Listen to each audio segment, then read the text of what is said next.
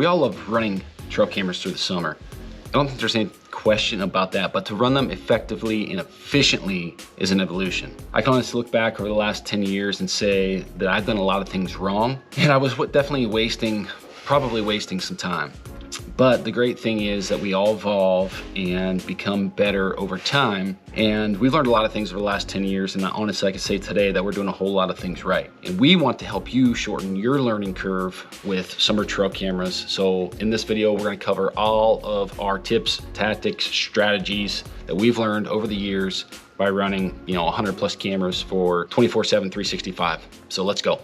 You know, there's a long-standing argument about running trail cameras in the summer, whether or not the trail camera information can actually help you hunt bucks during the fall. And the answer to that is really parcel and camera location dependent. Obviously, food sources are going to change throughout the year, bedding is going to shift throughout the year. But one of the things that remains consistent 12 months out of the year is the use of primary scrapes. So with that said, you can run cameras on primary scrapes throughout the summer months and help you get some intel for bucks you plan to hunt this fall. You know, there's a lot of guys who think about scrapes, and when they're thinking about scrapes, they're only thinking about them through October and November. And the fact of the matter is, scrapes are used 12 months out of the year, if they're the right scrapes. You know, deer may not be pawing at the ground and urinating in these scrapes, but the licking branches are worked 12 months out of the year. So one of the tactics we like to deploy throughout the summer months is actually running cameras on these primary scrapes. Now, for us, we've located these scrapes in the postseason. As you can see, the green up has happened. It's the beginning of July, into June here. And, it's very easy to walk past this spot because the ground's not all pawed up. It's very easy to, miss a broken licking branch that we have here. So it's important, if you have interest in this, to go back and look at your postseason scouting notes and find those locations to set your cameras up now. The next thing we want to talk about is the frequency in which you're checking your cameras. There's a lot of guys that talk about this in the fall, talk about not going in to check your cameras too often because you're going to negatively impact deer movement, but there's not a lot of people talking about that in the summer months. And really, in the summer months, it's no different. When you're out in the field deploying these cameras, regardless of where you are, it's going to take a little bit of time for the wildlife, the whitetails, to acclimate to that camera, let your ground scent disperse. So there's no real rush or need to go in and check these every couple weeks. The majority of folks running cameras through the summer months have the sole purpose in mind to, watch antler development, watch, those velvet bucks grow, and not a whole lot is happening inside of 2 weeks. So, give your cameras time, let them soak, let them do their job. There's no need to rush in and check them every other week. You could go 4 weeks, go 5 weeks, whatever suits you best. But there's really probably only 2 card pulls from June to August that are really going to be important for you. Personally, for me, photo quality isn't that big of a deal. But in the same breath, I do get frustrated if I have to look through photos or video and try to guess to see what a buck actually is. With that said, we do know that photo and video quality is a big deal for a lot of people. And the fact of the matter is, there's not that big of a gap in camera technology or image sensors where it's going to create a giant difference between, photo quality and different camera models. Yes, there is a difference between, an upper end camera and a lower end camera. Certainly a camera that runs $200 is going to have better quality videos and photos than a camera that's $25. But something that most people don't understand is actually how you set the camera up and what kind of conditions you set it up play a bigger factor in the outcome of those photos and videos. So for, a summer trail camera tip to get the best possible videos and photos, you want to avoid locations where you are in direct sunlight. You want to avoid harsh lighting conditions for better daytime photos. So we're in a set right now where obviously winter canopy, we're looking out into a field.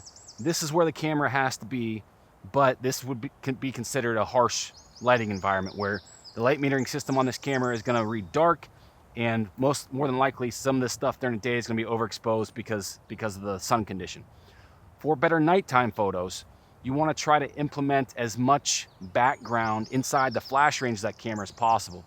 This is going to allow more light to stay in the frame and even give you some retro reflective properties that bounce back to that camera, making your nighttime photos and videos more illuminated. With all that said, we have dedicated videos and blog topics that dive deep into this, so we're not going to blabber on too much longer. You can find those in the links if you want to learn more about this topic. One of the biggest things people talk about when you're running trail cameras is limiting or minimizing your footprint on a parcel.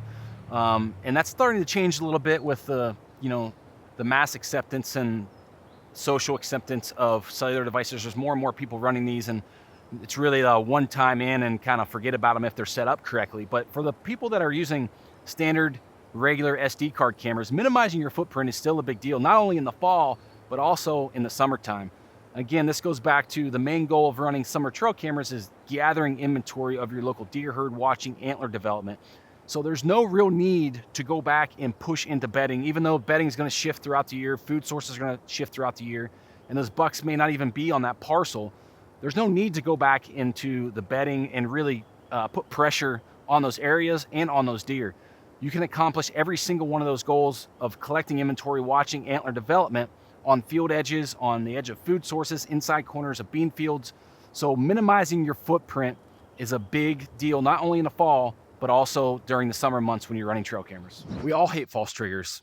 There's no way around it. Looking through a card full of blank and empty photos is one of the most frustrating things you could do as a trail camera user. And a lot of times running cameras in the summer months, it's likely to happen more frequently due to harsh lighting conditions, due to wind and the green up, just the green explosion of brush and briars and grass. All those play a factor into getting false triggers on your camera. So to prevent that, number one, you can avoid harsh lighting conditions. As the sun is moving kind of throughout the sky, the wind is blowing, it's going to change the infrared radiation in that environment, thus creating false triggers. So if you can, stay away from harsh lighting conditions. If you can, point your cameras north. All that will help in those specific lighting scenarios where they're going to produce false triggers for you. Obviously, the next thing you could do is, clean up the debris around the camera's location. So take your handsaw or whatever, whack down anything that could be in the field of view or in the detection zone. That's going to help eliminate false triggers. The other thing you could do is keep your cameras elevated a little bit above, the ground level. When all this stuff starts to grow back, even if you trim it, if your cameras are too low, the brush and the briars and the grasses are obviously going to be in that detection area or in your detection zone, thus creating false triggers. So again, we have, dedicated videos and blogs on this specific topic. They're going to be linked in the description below. If you guys want to learn more about how PIR sensors work and how to eliminate false triggers on a deeper level, make sure you go check those out. As we round out our summer trail camera tips, there's a few more things we'd like to mention. There's a lot of guys that don't like to run cameras during the summer months because of insect infestation. They're afraid of ants getting in their cameras or spiders, bugs. And regardless of what camera you use, it's a real concern. It's happened to me, it's happened to our customers, it's happened to other companies' customers.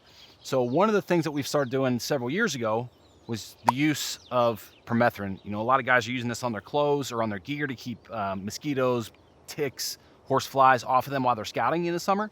But you can also use them in and around your camera. So one of the things we like to do, if you're using straps, you can actually take permethrin, spray your straps on your camera, and that'll often be enough to deter any insects or ants or anything from getting inside your camera. The other thing you could do is actually spray the top of the tree and just underneath, the bottom of the tree underneath your camera. And just by doing that, you're going to get at least 4 to 6 solid weeks of, bug-free worriness, I guess, of trail camera use. And then when you're going back in to pull those cards, 4, 5, 6 weeks later, you can carry, your permethrin with you and then reapply at that time. And after a second application, you should be good for the entire summer.